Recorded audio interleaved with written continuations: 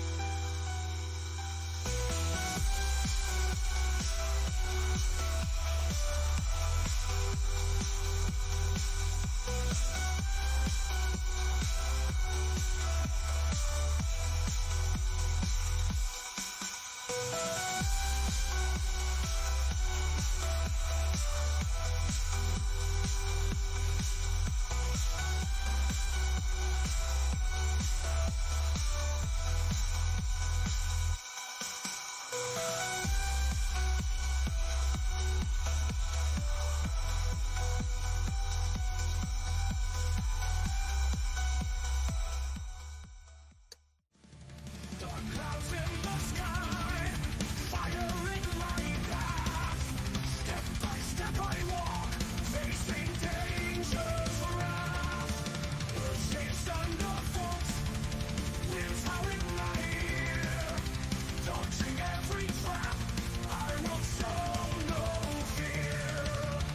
I am the hero of the element cycle, facing every trial, reaching every fall. Lightning cracks above, roots left at my feet, with every twist and turn an enemy to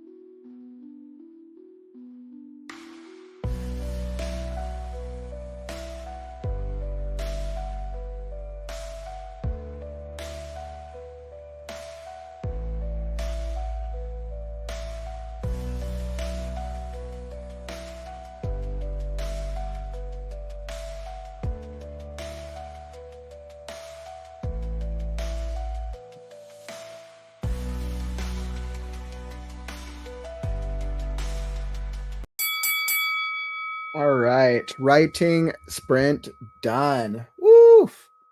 All right, I think I felt good about that. Oh no, it's not good. I think I felt good about that. I I'm setting up this fight. I'm setting up the first demon's character. That was interesting. I'm going back and forth. I'm having fun with the first demon. Oh, yeah. So I'm having fun with the first demon's character. While they're still trapped in this last island, and I think I determined how I'm going to move Scarecrow along. So definitely continue joining on tomorrow, and we're going to have quite a fun time with Scarecrow and the demon. All right, and with that being said, let's see. I want to hop into some quote of the day games.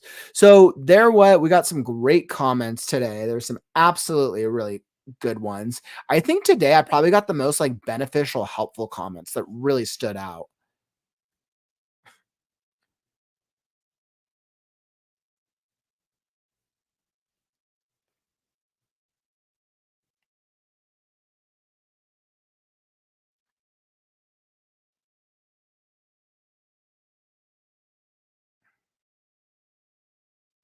All right. So let's see. I'll just highlight since I didn't get as many that stood out to me today, I think what I'm going to do is I'll list a top 3.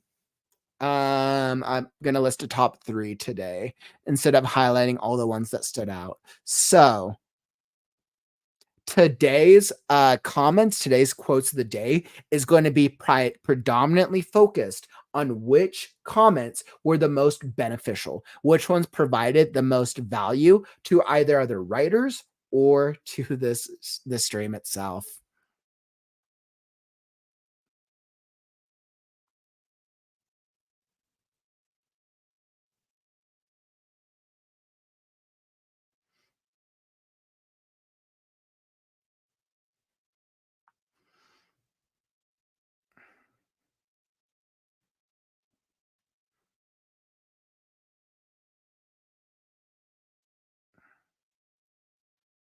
Okay. So coming in number 3, so third place, I'm going to highlight John's comment. I like how you have screenplay folks and prose folks as fans. Maybe as a writer, find people for screenplay development or learn more about it.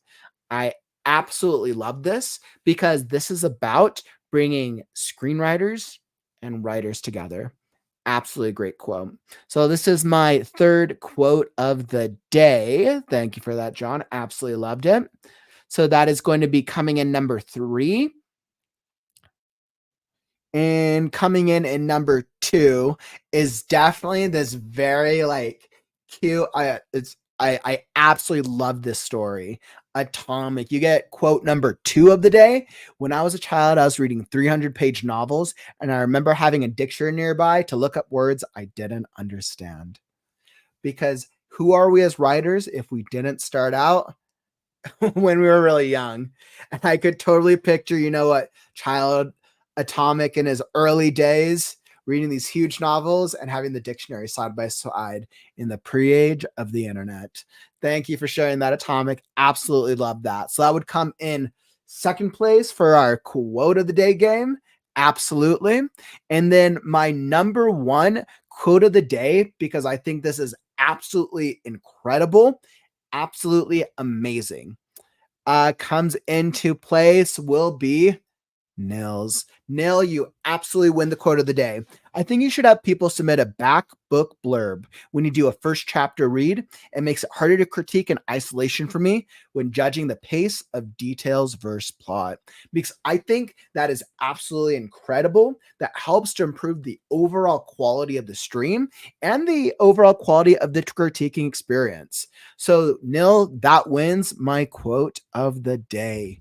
Thank you all for participating. Thank you for being involved in the conversation. I absolutely love it. I think today I definitely highlighted my top three. And once again, just continue. We'll keep them coming in future streams. Like I said, my community story or my community tool feature is coming. Taking me a little longer to finish than I would have liked, but once I have it, I'm going to be loading the quotes of the day up on there.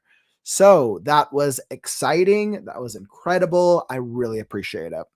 And as it brings us to this part of the stream, creative writing on the morrow, if you're looking for something to watch next and you haven't already, go watch the epic 6-hour write-a-thon.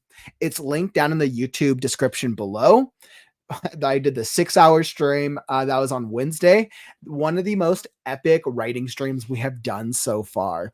We had all my writing friends on here. We did writing games. We did writing conversations. There were some great chats about character development, AI, publishing, and a bunch of other things. We read some stories. There was so much packed into it. Make sure that you definitely check it out if you haven't already. It was definitely worth a watch.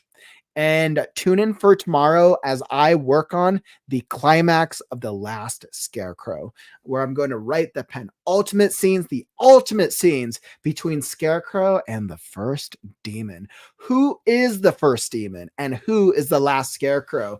And the question on everyone's mind, what is the last Scarecrow's name?